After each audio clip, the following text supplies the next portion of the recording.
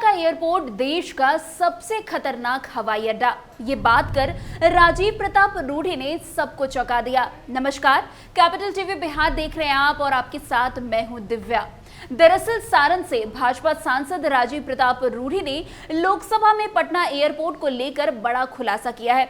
रूढ़ी ने पटना एयरपोर्ट पर चर्चा करते हुए कहा कि 14 करोड़ की आबादी वाले बिहार के पास सुरक्षित हवाई अड्डा तक नहीं है और उन्होंने इसे देश का सबसे खतरनाक हवाई अड्डा बता दिया।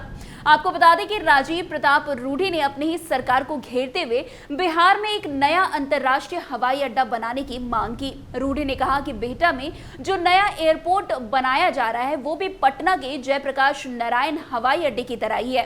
पटना एयरपोर्ट पर लैंडिंग के वक्त विमान हादसे का खतरा बना रहता है। वैसे बता दें कि राजीव प्रताप रूढ़ी एक प्रोफेशनल पायलट है और अटल बिहारी वाजपेयी सरकार के लेख भारत के नागरिक उड्डयन मंत्री भी रह चुके हैं।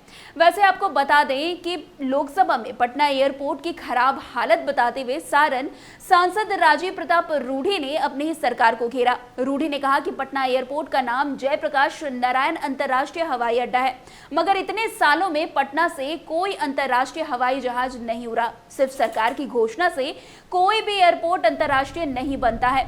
वही एयरपोर्ट अंतर्राष्ट्रीय बनेगा जहां पर विदेश यात्रा के लिए व्यवस्था हो और लोग तैयार हो। आपको बता दें, रूढ़ी ने कहा कि पटना एयरपोर्ट देश का सबसे खतरनाक हवाई अड्डा है। यहां ब्रेकिंग और पेनल्टी का खतरा रहता है। बिहार में 14 करोड़ की आबादी है, मगर हवाई जहाज उतरने की कोई जगह नहीं है। उन्होंने कहा कि पटना में आप 16 करोड़ रुपया खर्च कर रहे हैं। इतना खर्च करने के बाद भी हवाई पट्टी में 1 इंच का परिवर्तन नहीं हुआ। राजीव प्रताप रूढ़ी ने कहा कि मैं 14 साल से कह रहा हूं कि हमें बिहार में एक नया हवाई अड्डा चाहिए।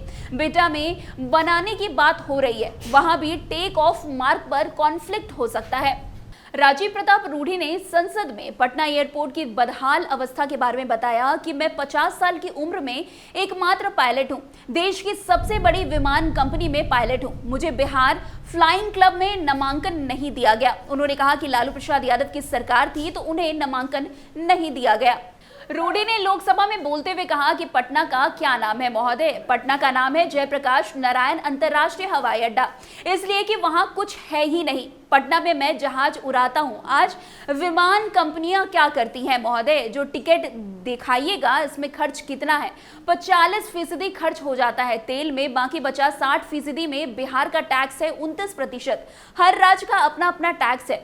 उसके बाद टैक्स को छोड़ दीजिए, उसके बाद पीएसएफ की पीएसएफ क्या होता है? ये पीएसएफ वही है जो सीआईएसएफ वहां खड़ा होकर आपको जांचता है।